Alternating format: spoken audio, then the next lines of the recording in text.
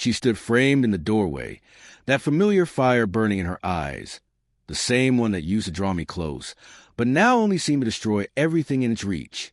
"I don't need your permission to live," she said, her voice shaking, not from fear, but from pride. I looked at her for a long moment. We fought before, more times than I could count, but this felt different. Final, like a line had been drawn, and neither of us could cross it again. I didn't shout or even raise my voice. I just said quietly, "Then maybe you don't need my address either." Her expression shifted instantly. First confusion, then disbelief, but I meant every word. Somewhere along the way, she'd mistaken my patience for weakness, my calm for surrender. We'd been drifting apart for months. I'd tried to reach her with late-night talks, quiet dinners, and small gestures meant to remind her of what we once had. But her responses grew colder, more distant.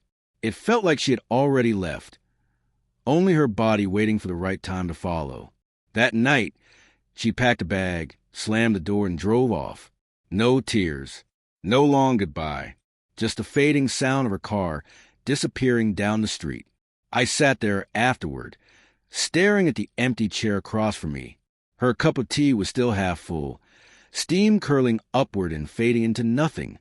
That moment was a calm before everything changed. The first day without her felt strange, almost peaceful.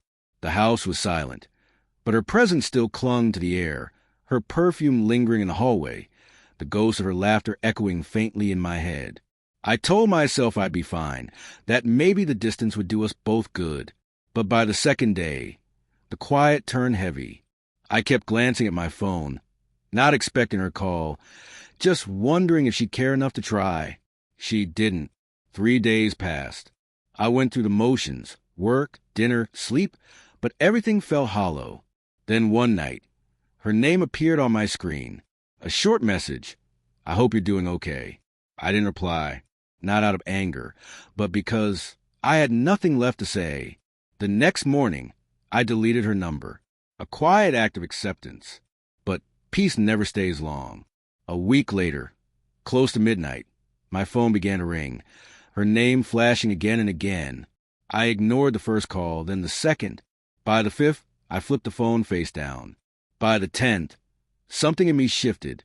Not because I missed her, but because her voicemail carried a tremor I hadn't heard before. When I finally picked up, she'd already called 23 times. Her voice cracked. "Please, just listen.